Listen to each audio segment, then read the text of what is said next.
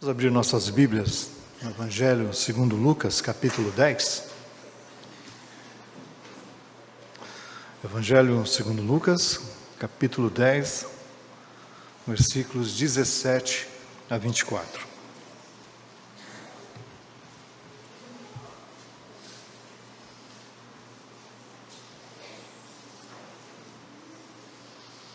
Diz assim a palavra do nosso Deus. Então regressaram os 70, possuídos de alegria, dizendo: Senhor, os próprios demônios se nos submetem pelo teu nome. Mas ele lhes disse: Eu vi a Satanás caindo do céu como um relâmpago. Eis aí vos dei autoridade para pisar de serpentes e escorpiões, e sobre todo o poder do inimigo, e nada absolutamente vos causará dano. Não obstante, alegrai-vos não porque os espíritos se vos submetem, e sim porque o vosso nome está arrolado nos céus. Naquela hora exultou Jesus no Espírito Santo e exclamou: Graças te dou, ó Pai, Senhor dos céus e da terra, porque ocultaste essas coisas aos sábios e instruídos, e a revelaste aos pequeninos. Sim, ó Pai, porque assim foi do teu agrado. Tudo me foi entregue por meu Pai. Ninguém sabe quem é o Filho, senão o Pai. E também ninguém sabe quem é o Pai, senão o Filho, e aquele a quem o Filho o quiser revelar. E voltando-se para os seus discípulos, disse-lhes particularmente: Bem-aventurados os olhos que veem as coisas que vós vedes, porque eu vos afirmo que muitos profetas e reis quiseram ver o que vedes e não viram, e ouvir o que ouvis e não ouviram. Vamos orar. Ó Pai, é o teu povo aqui reunido, Pai, para ouvir a tua palavra. Fala conosco, Pai, em nome do Senhor Jesus. Amém. Irmãos, o contexto dessa história, ele se desenrola nos primeiros versículos desse capítulo. Jesus havia enviado 70 discípulos, 70 dos seus seguidores, à frente como precursores para prepararem o caminho para a sua passagem. O reverendo Hernandes Dias Lopes, no seu comentário sobre o Evangelho de Lucas, ele vai dizer que esse número 70 tem um significado especial para os judeus. Lembrando os 70 anciãos que ajudaram Moisés, 70 membros do Sinédrio e as 70 nações do mundo, conforme Gênesis 10, distribuído da seguinte forma: Jafé são os filhos de Noé, que a partir deles, então, se constituiu as nações naquele período. Jafé nós temos 14, Cã 16 e Sem 40. Então, perfazendo aí o total de 70 nações conhecidas naquele período após o dilúvio. Isso nos mostra que a missão de Jesus não é apenas para os judeus, mas para todas as nações. No entanto, é interessante que nessa descrição do retorno desses discípulos, nós vemos que Lucas os descreve alegres, contentes, sorridentes, imagino, né, por terem feito tantos sinais e maravilhas. E assim é o ser humano, né, porque a busca por alegria é uma necessidade universal, é uma necessidade humana, né. Todos os homens buscam por alegria, buscam por felicidade. Não é à toa que uma das indústrias que mais faturam no mundo atual é a indústria do entretenimento. Se vocês buscarem no Google, vocês vão observar que o cinema, as artes, a música, né, enfim, toda essa indústria de entretenimento é a que mais fatura nos nossos dias. Isso é o reflexo exatamente dessa busca por alegria, dessa busca por felicidade. Mas muitas pessoas estão procurando alegria e felicidade no lugar errado. Ou se deixam levar por coisas tão efêmeras, tão passageiras, e acham que por isso eles estão alegres e conquistaram a verdadeira alegria.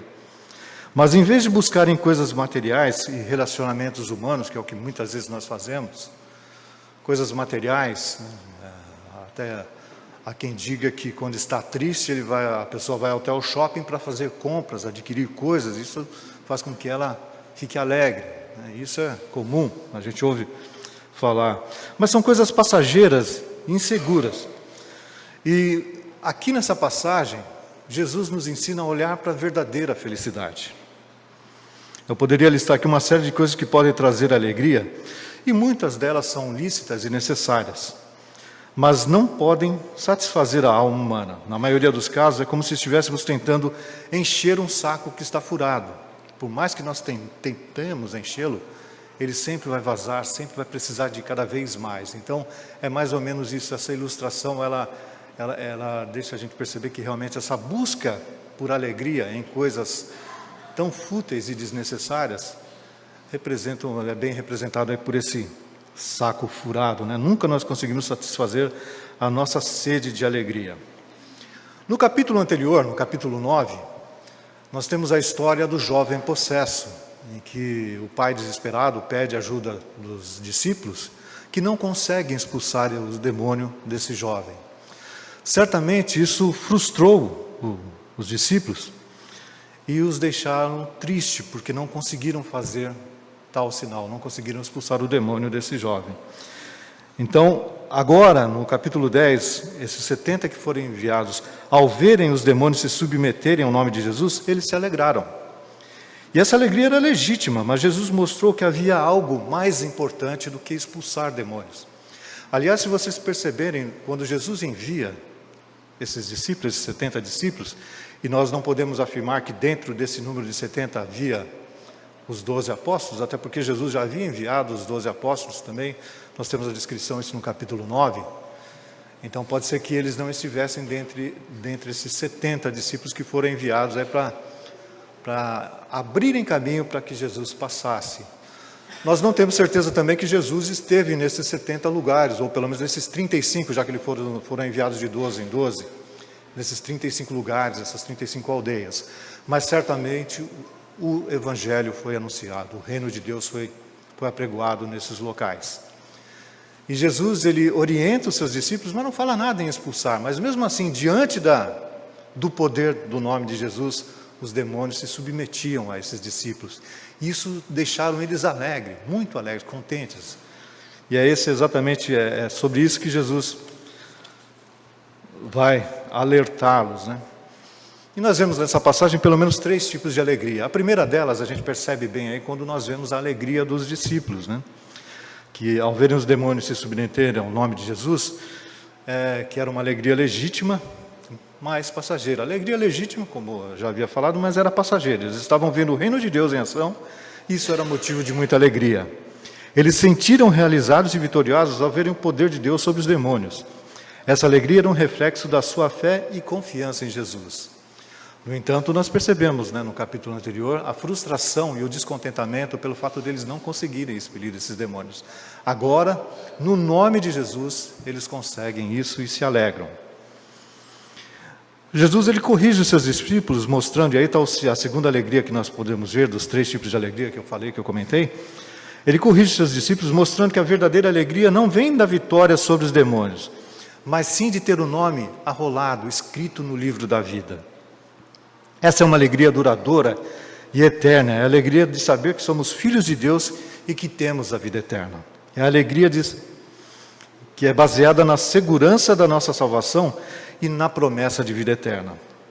E é uma alegria que ela não pode ser abalada pelas circunstâncias da vida. Que todas as demais alegrias passam, elas são muito rápidas, né? Elas trazem momentos felizes para nós, mas logo elas passam, se dissipam como a água nas nossas mãos. Nós não conseguimos segurar, ou como o saco vazio do exemplo que nós usamos. Agostinho de Hipona, ele vai dizer que a verdadeira felicidade não é encontrada nas coisas passageiras, mas naquilo que é eterno e imutável. E Agostinho, ele faz uma afirmação nas suas confissões, que declara que realmente há uma necessidade maior no ser humano, que não é preenchida com esse tipo de alegria. Em determinado momento, ele vai afirmar que criaste-nos, ó Deus, para ti, e inquieto estará o nosso coração até que repouse em ti. E essa é uma realidade, irmãos. Por mais que nós busquemos alegria em tantos lugares, em tantas coisas diferentes, a verdadeira alegria certamente está quando nós repousarmos e descansarmos no fato de que o Senhor é o nosso Deus e somente Ele pode nos dar a verdadeira alegria. A terceira alegria, nós vemos aqui, a alegria de Jesus. E é interessante que em nenhuma outra passagem, nós vemos a qualquer dos evangelistas, ou mesmo o apóstolo Paulo, citar Jesus alegre. E, no entanto, a gente vê aqui que no versículo, vou pegar no versículo 21, naquela hora, exultou Jesus no Espírito Santo e exclamou. Essa palavra que exultou, no original, é uma palavra que exprime uma alegria tão grande que provavelmente Jesus estava sorrindo, estava rindo. E nós percebemos que em nenhuma outra passagem é dito isso, mas nessa passagem sim, Jesus, ele se alegra de tal forma que ele certamente sorriu. E aí essa é a alegria de Jesus, ele se alegrou ao ver a vitória do reino de Deus e a salvação das pessoas. Ele se alegrou porque sabia que o Pai estava trabalhando em favor daqueles que o amam. A alegria de Jesus é uma alegria espiritual que vem da comunhão com o Pai e da realização da sua vontade. É uma alegria que é baseada na sua relação com o Pai e na sua missão de salvar a humanidade. Ainda falando um pouco sobre o alerta de Jesus, que vocês devem se alegrar por seu nome estar arrolado no livro da vida. Porque certamente haviam aqui pessoas, dentro desses 70 discípulos, pessoas que não haviam passado pela conversão, com certeza. E mesmo estando alegres por terem expulsado demônios, por certamente terem curado pessoas, né, e terem sido recebidos através da pregação do Evangelho nos locais em que estiveram, essa alegria não quer necessariamente dizer que esses 70 eram todos eles convertidos. Lembremos-nos dos 12 que foram enviados, né? Inclusive Judas estava no meio deles. Judas participou de todo o ministério de Jesus e nós sabemos que ele não era convertido. Tanto é que aconteceu o que aconteceu. Em Mateus 7, 21, nós vemos lá que Mateus 21 a 23, nós vemos o alerta de Jesus sobre isso. Nem todo que me diz Senhor, Senhor, entrará no reino dos céus, mas aquele que faz a vontade de meu Pai que está nos céus. Muitos naquele dia hão de dizer, Senhor, Senhor, porventura não temos nós profetizados em Teu nome? E em Teu nome não expelimos demônios? E em Teu nome não fizemos muitos milagres?